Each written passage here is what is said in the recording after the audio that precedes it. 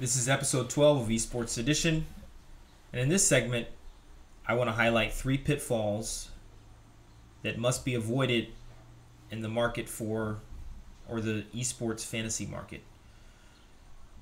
This week has been a very, not momentous week, but it's been a eventful week for fantasy eSports. Oops, looks like the wind is blowing back there. That's not a ghost, don't worry. So, it's been an eventful week for fantasy esports in that FanDuel, one of the leading daily fantasy sports providers, bought Alpha Draft, which is an esports fantasy startup, and DraftKings, FanDuel's #1 competitor, announced that it would be offering an esports vertical as well as it would be sponsoring 6 or so teams. And the first pitfall, I think, is probably one of the most overlooked, in that daily fantasy sports, money daily fantasy sports, is in fact gambling. It's a form of gambling. And it's almost as if the fact that you're only gambling on player performance changes the fact that you're gambling. Or maybe the absence of bookmakers or the house or odds changes the notion of wagering on a sporting event. And it nowhere is that any more evident than in North America, where I reside, where federal legislation specifically prohibits sports gambling, but there's a multi-billion-dollar loophole for fantasy sports.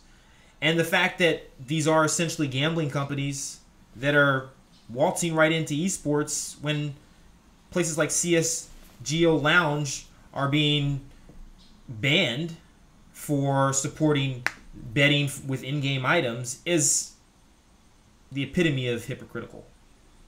The second pitfall: companies like FanDuel and DraftKings, as entrants into the esports industry and marketplace, represents the definition of a mismatch in scale.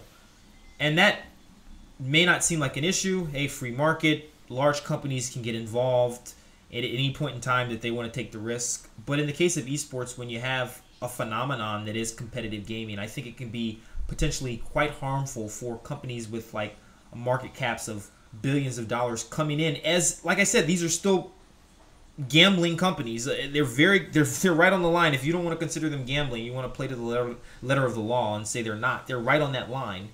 They're essentially gambling companies with billion-dollar market cap figures, coming in, sponsoring teams, potentially creating large-moneyed fantasy esports contests, and you don't see the conflict of interest there. That's a problem.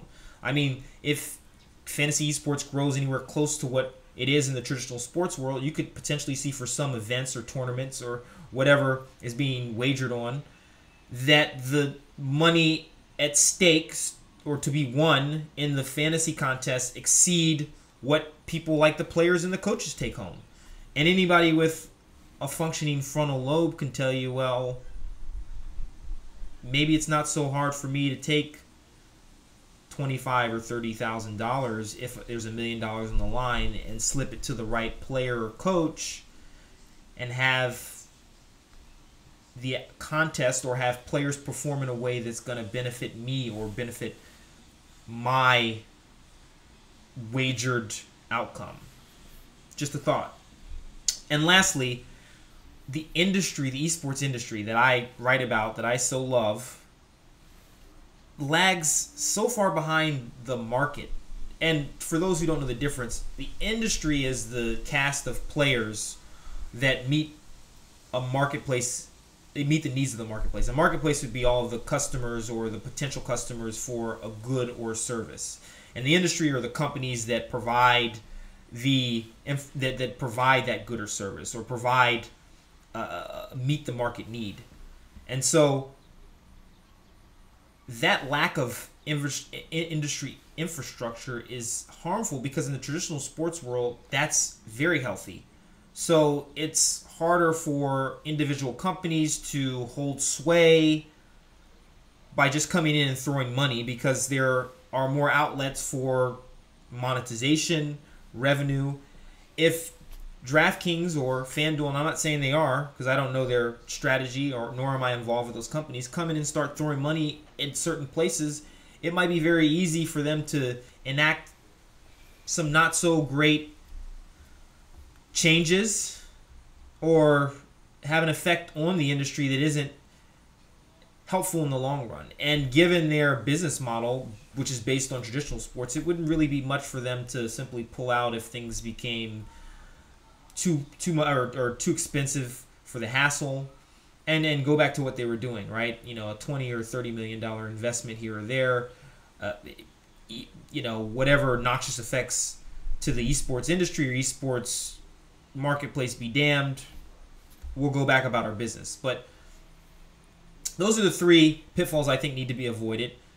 They're by no means inevitable. I just think that they need to be considered, and everyone involved needs to take them into account. Thanks for tuning in. I'll see everyone next week.